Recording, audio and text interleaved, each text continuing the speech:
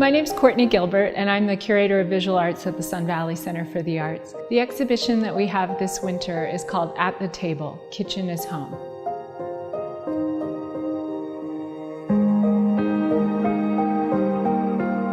This exhibition is part of a larger Big Idea project that we're pursuing here at the center this winter, considering the role of the kitchen and the making and sharing and enjoying of food in some of our most important memories of family and childhood.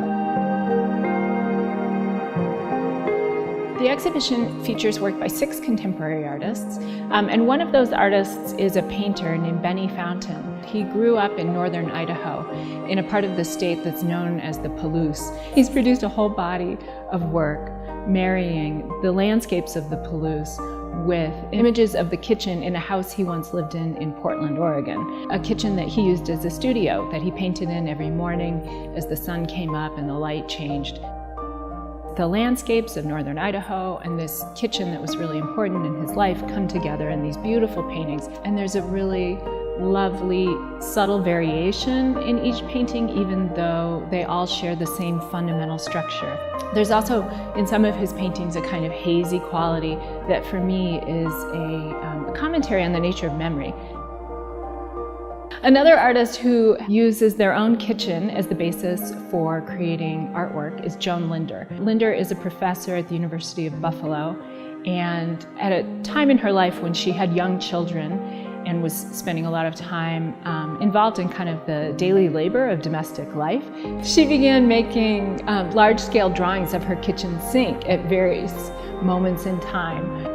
Some of her drawings are made with just ink on paper, and they're made with these incredibly meticulous, repetitive marks, these tiny marks that build up the image and really, I think, are in a lot of ways about the labor of the kitchen and how we perform. In another set of drawings made with color marker, she color codes each layer of the drawing to a different date and time. And there's this beautiful sense of dynamism.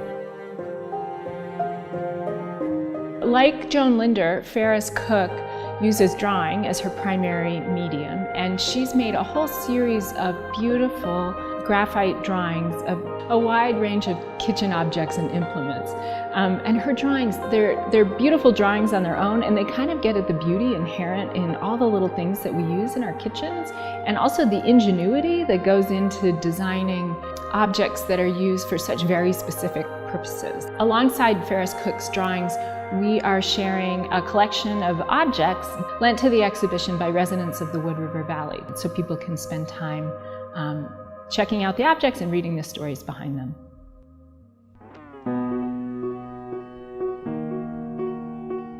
M.K. Guth is a Portland-based artist who has throughout her career used her artistic practice as a way of bringing people together in considerations of social rituals and social performances. We have 2 sculptures in the exhibition. One is called Dinner for Remembering, which invites a group of people to come together around a shared theme. They can pick a topic, and then each person brings to the dinner a memory tied to that topic and a food or a drink that they pair with that memory. Guth's sculpture, Dinner to Plan a Revolution, invites people to come together for a shared meal, to spend time talking about something they would like to see change in the world. One of the things that was important to us as a staff here at the center as we planned this Big Idea project was that it would recognize the fact that not everybody has access to their own kitchen, and that large parts of our population face food insecurity. And an artist who conveys that idea in a really beautiful way is Abby Carter, who spent 4 years working in a soup kitchen, teaching drawing, and also making portraits of the guests of the soup kitchen, working very collaboratively with them, painting these wonderfully expressive portraits of the people for whom the kitchen was a vital resource. Abby Carter has said that the guests of this soup kitchen tend to be people who are overlooked and underappreciated, and by making these portraits, she wanted to illuminate their lives.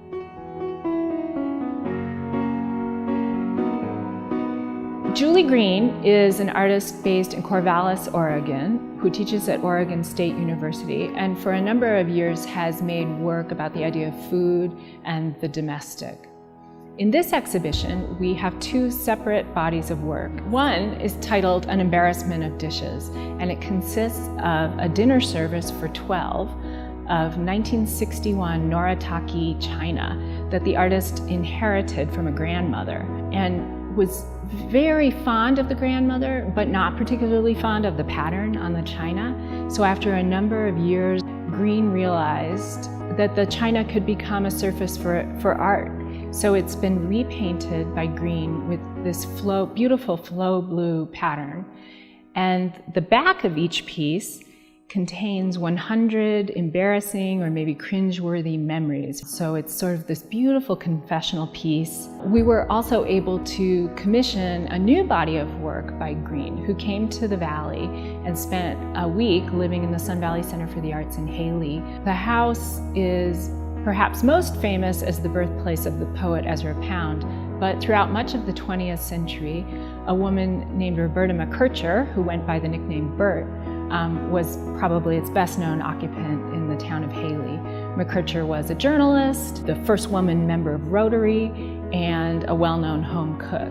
And so the paintings that Green made take some of the dishes that are actually in the house as their basis, and the patterns are slightly altered. There are portraits of Roberta McKercher in them, and those portraits are also paired with these other female figures who are wearing these devices on their heads that held their tongues in place, which are actual historical devices known as gossip bridles.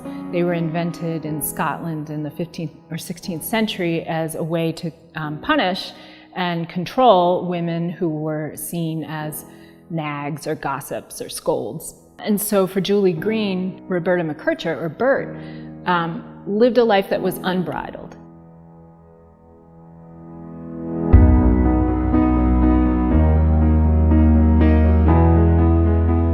I hope everybody will come in and check out the exhibition and think about their own kitchens they grew up with. Admission is always free.